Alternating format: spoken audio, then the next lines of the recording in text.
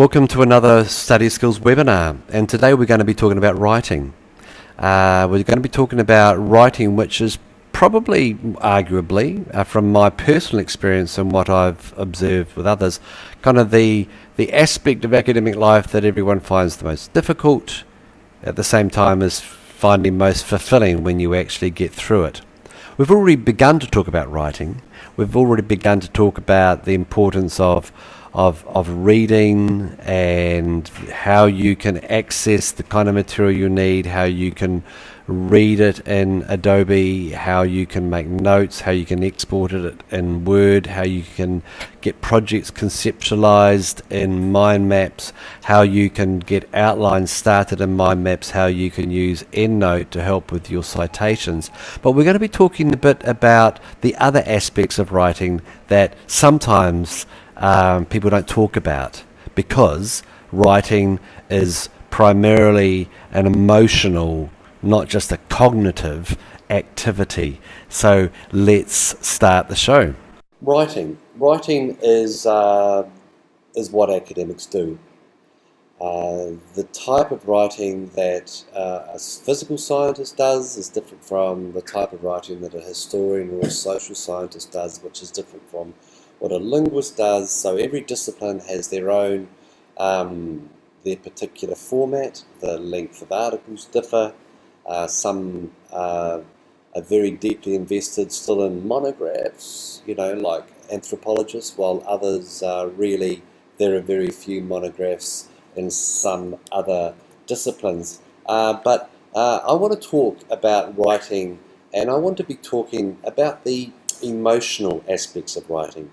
There are some skills, such as learning software, about how to use right clicks, about how to do formatting, about how to navigate menus, how you export certain formats into other formats. These are technical skills, okay? But writing is not just a technical skills, a technical activity. It's not just an intellectual activity, although you have to have a brain to be able to do it.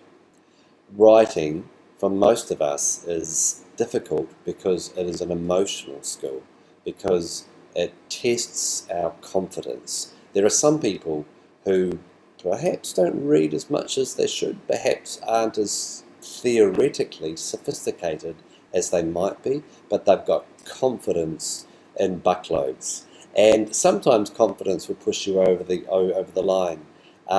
But let's just talk a bit about the role of perfectionism in writing.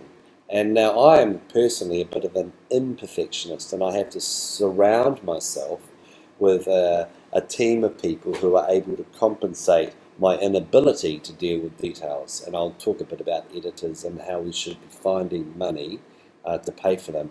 But there are big disadvantages in you trying to be a perfectionist, and you trying to avoiding writing your thesis because you think that one day you're going to wake up and you are going to be able to start in the morning and work all day and write effortlessly coherent text, and you'll do that for day on day or week on week, and you'll have your thesis done in no time. This is complete and utter nonsense. It does not work this way. It is really, writing is a confidence game. It has got very little to do, well, only something to do with one's ability. It has a lot to do with one's confidence and one's emotional and spiritual robustness. So the secret to writing, I think, is to get started. Making a start is tremendously important. So one of the things that I have lived by for many years is the sink, surface, swim adage. It is best sometimes to just jump in, and initially you will feel completely overwhelmed, and then eventually you're going to surface, and then you will begin to swim. So don't take too long in getting started. Writing is never easy, but some people make it harder than it needs to be. So it never gets below, if there's a line, here's a line, above this line is easy and below this line is hard. It really never gets above the easy bit. It's never easy, but some of us make it harder than it really needs to be. For example, some of us get completely lost in our ideas. We can't keep a track of our ideas, and that's why I think it's really good, if this is your problem, and some of you will not have this problem, that you find an easy software solution to keep a track of all of your ideas. Some of you may be able to do this on a notebook, some of you may be able to do this in a Word document, but mind maps are great because you can see everything in one page and you can easily move it around.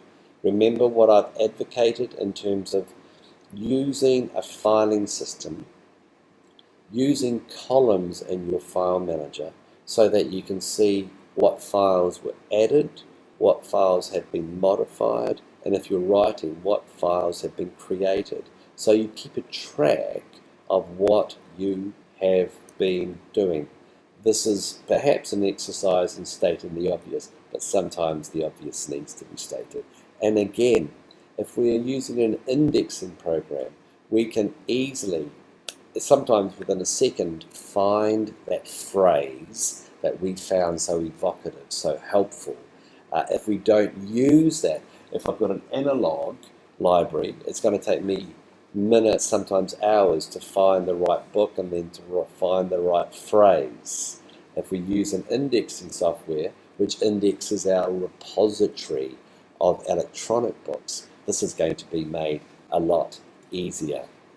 The other thing that turns the task of writing to be less difficult is the importance of talking about your ideas. Now, you can talk about your ideas in all sorts of ways. You can take a colleague out for lunch and just say, hey, I'm going to pay for lunch and I really want to talk about my ideas with you. You can start to, I'm not someone who spends a lot of time chatting online, but you can begin to talk with colleagues, with friends who share your interests, sharing ideas, and sometimes you don't know what you think unless you hear what you say, or until you hear what you say. Not everyone is like that, but many of us are. But related to this issue of talking about your ideas is the importance of going to things called conferences. And this is something that we are going to be talking about over the next few study school webinars. So writing is to a large part an emotional task that requires confidence. The important thing is to get started. There are ways that we can compensate getting lost in our sea of ideas, and one of those is to go to conferences and to talk about your ideas. So thanks again for watching. Thanks again for listening.